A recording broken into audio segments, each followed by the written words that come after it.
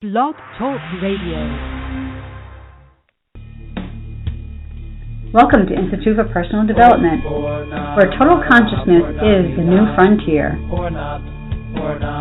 Kriya Yoga is the union of the individual with the divine. Join us as we explore the practices that initiate this process. Good morning. Welcome to the Voice of Yoga. Let's talk consciousness. I am your hostess, Winton, and with me is Kenny Toy, also known as Swami Jayananda, founder of Institute of Personal Development, located here in Hampton, New Hampshire. Good morning, Swami. Thank you for being here today. How are you? Good morning. I'm doing well. And how about you? I'm doing great, thank you. I think it's going to snow today here in New Hampshire, so it's going to be a special day for us. Well, thank you, listeners, for tuning in. Today on The Voice of Yoga, we will be discussing the holiday of Thanksgiving and how to use this time to reinforce your connection to the life force. We'll talk about why we believe the holidays have become so food-oriented with less and less attention to the divine. Swami will also explain the simple physics of spirituality and how like attracts like. Listen on as we explain how to make food less important in your life and why it is essential to prey on the life force. Learn how to put food in its proper place without abstaining from all the pleasures associated with indulgence. So, Swami, I was going through some history about Thanksgiving, and, of course, it started back in 1621 with the Pilgrims when they were giving thanks for a harvest that they had received after having such a horrible winter the year before. And then how it went on with George Washington made an annual he made it a holiday, and then Lincoln made it an annual holiday.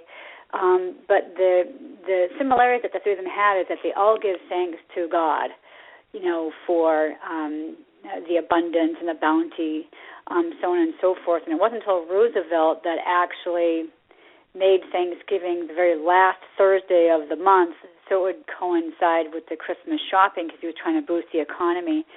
So what are your thoughts about where we've come from, what it means, and where do we go from here? Yeah, how did it all happen? The whole thing, I think, is it's not so much the problem isn't so much gratitude or, as being just like an interesting term and how it can be used regarding Thanksgiving.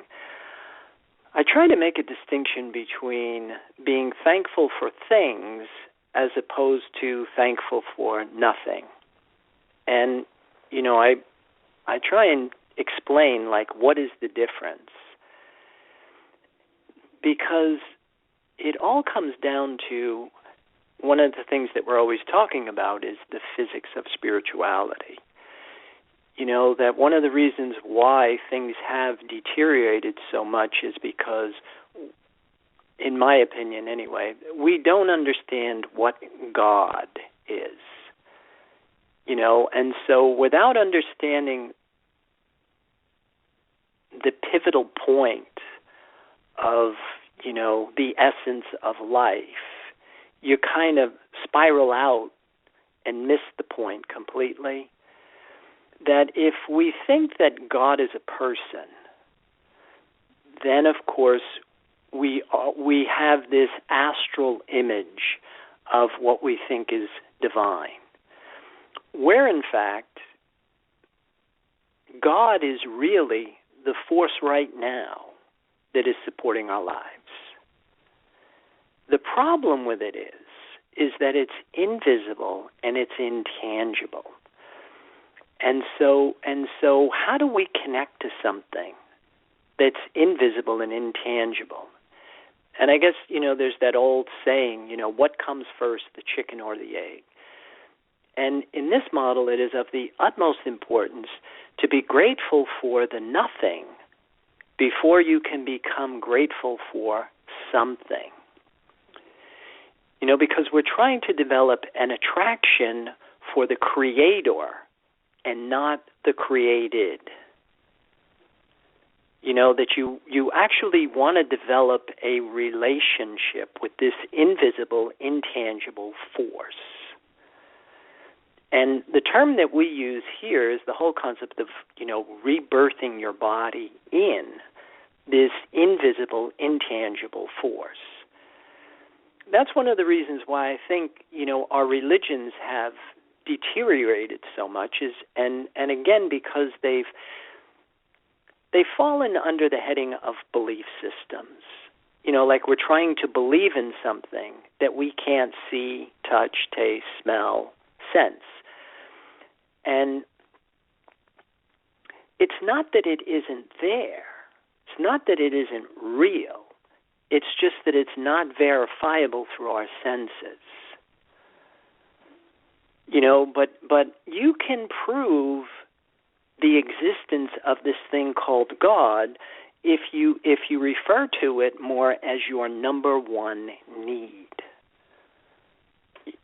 So to eliminate a lot of the confusion that comes around the term God, to the point now where you're not even politically correct, you're not even allowed to use the term without, on some level, offending somebody. But if you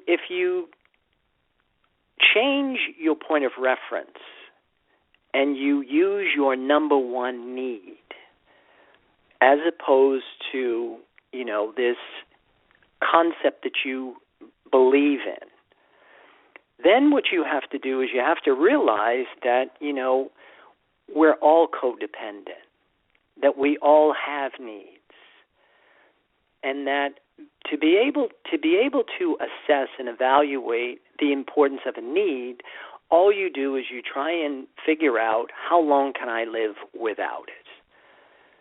Because, we can live weeks without food. We can live days without water. We can live minutes without air. But without this life force, without the grace of God, without what we call in yoga prana, we expire immediately. And the whole key to, the holiday is really to have a sense of gratitude for the availability of this source of sustenance and not the things that come out of it. Because that's where it starts to fall apart. It's interesting when you were talking about food and things like that we want to give thanks to. In my work environment, I work with quite a few people, and then we interact with the customers as they come in. And of course, this past week is all about Thanksgiving. What are your plans? Talking to everybody, that seems to be the subject of conversation. And interestingly enough, the first thing that people associate with Thanksgiving is the food. Well, I can't wait for the food. I'm making 4 pies, and I'm in charge of bringing the desserts, and then we're going to have this, and everybody talks about the menu. So I just think it's very interesting that, the first Thanksgiving did have to do with food, right, with the pilgrims, but it also, they gave thanks for their bounty. And not that I don't think that we do that, but it just seems to be that's like the very first thing they associate with Thanksgiving is the food and not Thanksgiving. Yeah, and a lot of that comes down to conditioning. That after a while you're going to start to feel like the donkey with the carrot dangling. That's what motivates us. See, our bodies have all the power. That passion or desire is what runs our lives. And once you understand that the key to life, the secret to life, was to put this thing called God first. But it can't just be an intellectual accomplishment. Like we were saying, God can't be an astral image. That it really has it has a very specific reference. Most of the texts tell you there's only one truth, there's only one God, there's only one number one need. And everything else was what they called a sin. It missed the mark. It was off point. But you have to embody it And that's the problem is because the pattern of our physical bodies is what has all the power. That's one of the reasons why, when we practice Kriya Yoga, we're using the physical body. Not to make it more attractive, not because you want to look younger or live longer, but because you want to train your body to revel in the availability of what it really does need. In essence, what we're trying to do is become addicted to what we really do need. And the reasoning behind this is that it is a different energy field. It is a different source of sustenance. It's a different fuel. It has a different return. It does something that the things in the manifested world will not do for us. And that's one of our biggest barriers, is that we are trying to give thanks for the things, and we don't understand the importance of being connected to the nothing. And that's where all the changes take place. That's where terms like transformation and transcendence, these are all lofty terms that people think that they're getting with their attachment to things, as opposed to a desire for the nothing. And that's where the confusion comes in. So when you say the attraction to things, I was just thinking that sometimes people, they set up their altars and things like that, and then that's how they pray. And then I know you have said things like, you can't pray to an astral image or to something that you can see physically. So like a picture of Jesus, for example, on an altar isn't necessarily the way to pray on prana, because it's still a thing that you're attached to. Am I correct in making that assumption? Well, again, let's just look at the language, the word pray. Most people think praying is asking this cosmic, astral image for all the things that they think they need to be happy in this lifetime. Whereas the way that we use the word is we don't use the P-R-A-Y, but we actually use it as P-R-E-Y, that you want to pray on the divine. You want to actually use nothing as a source of sustenance. And that's the thing that, makes what we do very different. Because when you internalize the nothing as a symbol for validation, then you're drawing from a different source of sustenance, and you're getting a completely different return on your effort. See, when you draw from the tangible aspects of reality, duality, matter or mind, particles or waves, it keeps your mind small. You're drawing from a source of sustenance that really doesn't have the return that you're looking for. It doesn't have the same power. And so as a result, when you start to understand what we call the physics of spirituality, then you understand why you have to separate from your attachment to something that's very limiting and prepare your body for the invocation of something that is invisible, intangible, but is very expanding. It does something completely different. It literally turns us into the divine. That this isn't some useless bit of scholasticism that's abstract, but it is an appalling fact. And if you can follow the scriptures and you can put God first, and not intellectually, that's kind of like the Jackson Browne, where he says in one of his songs before the deluge, with their hands they reach for the golden ring. And their hearts, they turn to each other's heart for refuge. See, the heart is the body's feeling state, and if it's still attached to something tangible, then the change hasn't gone deep enough. Matter and mind have not come together with this other source of sustenance. Jesus said it perfectly. He said, you must love the Lord thy God with your heart, your soul, and your mind. The Buddha said the same thing when he said that we must desire nothing. And of course, if we don't get it, and we don't literally rebirth the body in this other life force, and we don't understand the difference between asking for something and indulging in something, then of course, you're in the realms of what we call in Kriya Yoga avidya, ignorance. Okay, well, we're going to pause for a moment to hear a word from our sponsors. So listeners, we will be back in a few moments.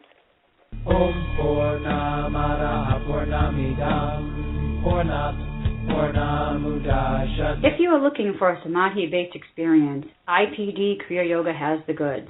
A complete yoga program that includes the practices and the process. Kriya Yoga Series 1 live classes and videos. Get your arms around the spiritual science of Kriya Yoga. The intention of why we practice is to embody spirit, to feel connected to the life force. Kriya Yoga Asana live classes and videos. A cosmically engineered system of exercises to initiate apotheosis. A system of exercises engineered for dining and dancing at the Cosmic Ballroom. Kriya Yoga Series 2 live classes and videos. A practice in open form designed to facilitate positive growth of consciousness. Get your Labyrinth video. I find the positive side of it is it pulls a lot of things together. Kriya Yoga mantra and meditation. With repetition comes absorption. Pray on prana and become divine. At the same time, we all have a unique talent and gift to give back to the universe. Private session. The mysteries of the universe have always been handed down verbally from teacher to student. Call or click now and get started.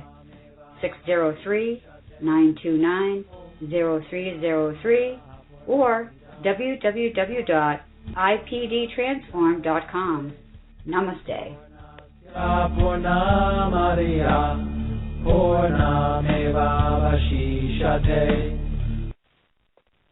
Welcome back. For those of you just joining us, you are listening to The Voice of Yoga, and we are talking consciousness. So, Swami, I have a question for you. So there's going to be a lot of people tomorrow that want to give thanks in their own way, and they're going to be praying, P-R-A-Y. So what is your recommended action for us? Because we want to have an attitude of gratitude. So what would a prayer for tomorrow sound like? Well, what do you think? How should we handle that for tomorrow? Well, like you say, I mean, as long as you have an attitude, that is grateful for what is before you, I mean, that's, I think, a start. And then, just to try and take it a little bit deeper. Like one of the things when we begin most of our classes, we begin with a rhetorical question, which is, what would matter if your next breath wasn't there? Because if your next breath wasn't there, you would only have a couple of minutes to live. And so trying to, what we always say, get this other branch in your other hand. Try and understand, the importance of essential needs.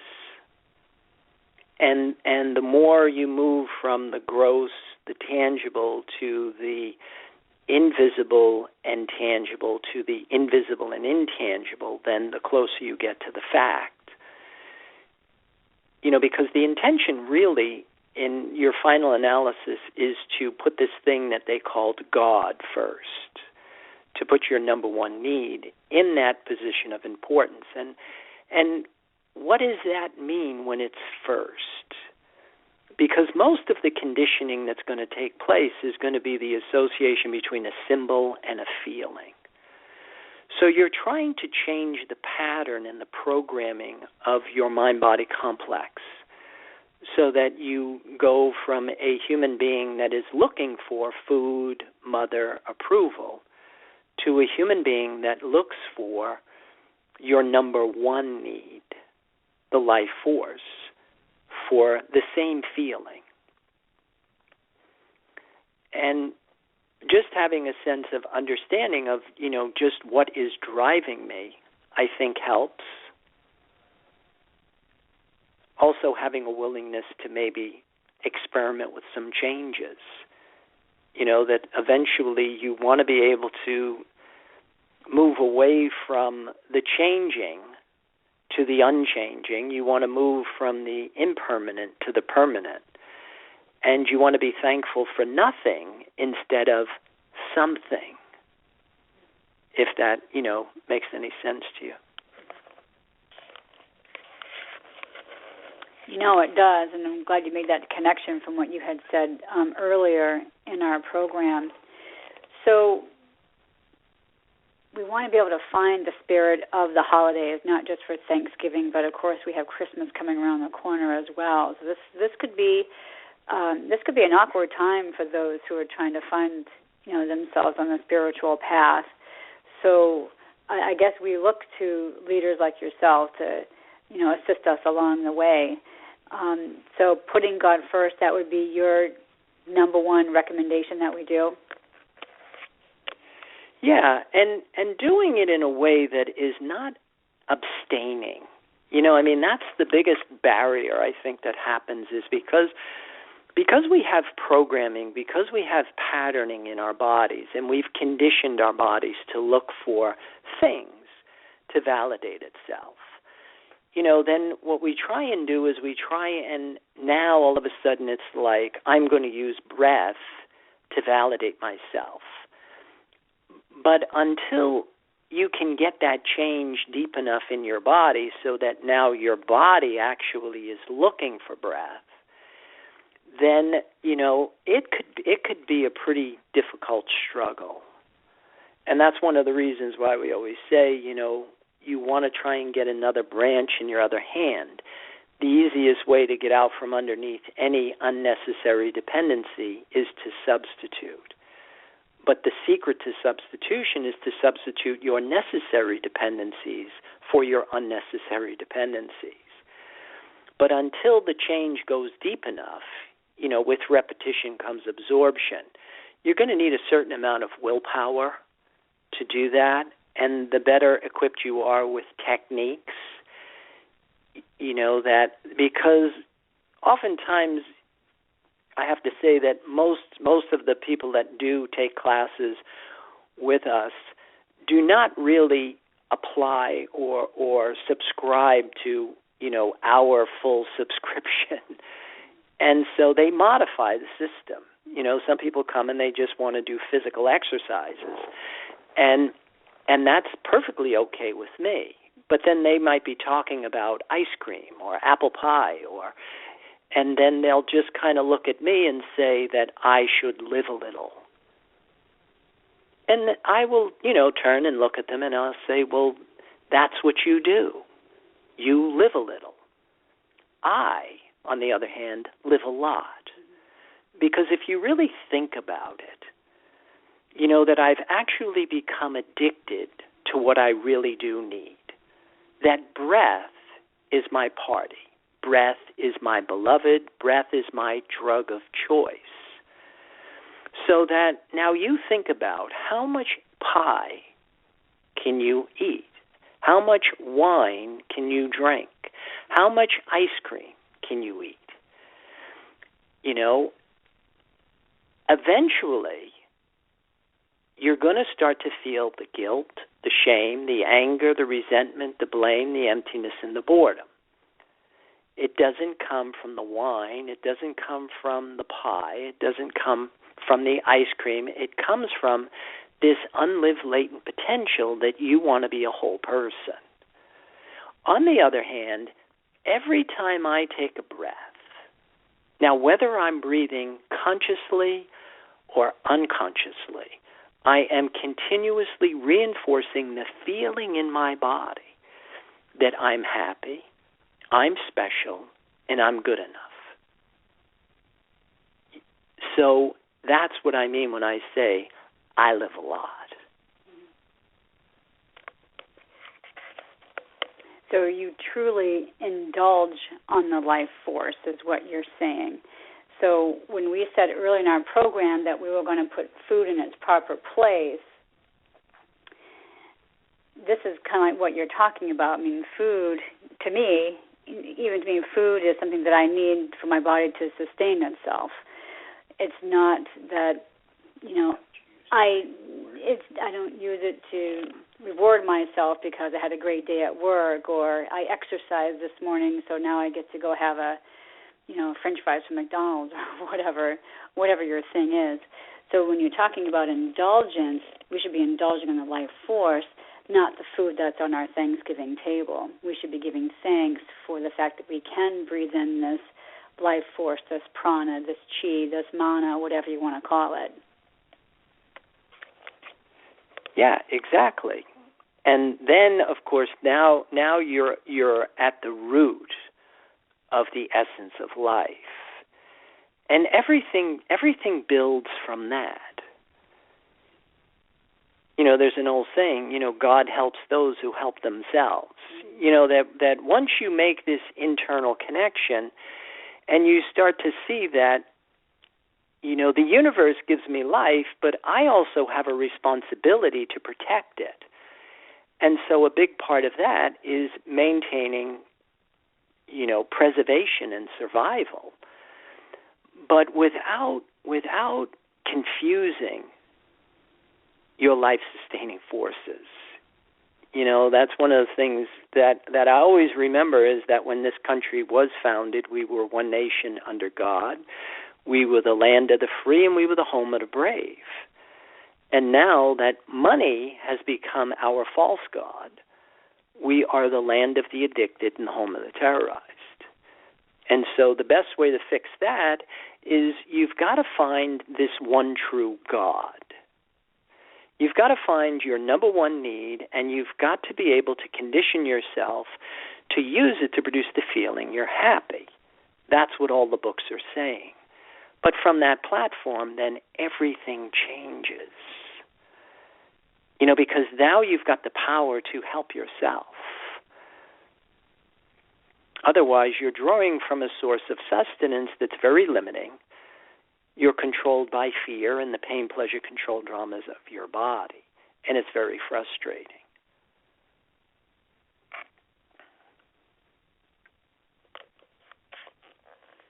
Well, thank you. Well, I think we need to start closing down our program today. So I would like to invite listeners out there to visit our website.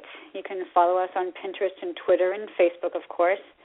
And also available to listeners are the online classes that you can access through our website. Just click on the link that's for online classes, and it'll direct you to Powwow, and you can follow the steps from there. But keep those comments and questions and curiosities coming, because Swami does enjoy hearing from you. Be sure to tune into our program next week. We'll probably be talking about the holidays, how we can prepare for those, and Swami will help us get into the spirit of Christmas. So, Swami, any final thoughts or comments about our discussion today? Well, I would like to invite everybody to join our spiritual advance and try and get the light in your soul and find that beauty in your person, harmony in your home that may actually lead to honor in the nation and eventually peace in the world, so that we can start to maybe affect some local changes that may start to reflect globally. And with that, I would wish everybody a great day and a happy Thanksgiving, and namaste. And thank you for listening to our program, The Voice of Yoga. This is Lisa Winton with Swami Jayananda signing off. Have a wonderful Kriya Yoga kind of day, and happy Thanksgiving to all. Namaste.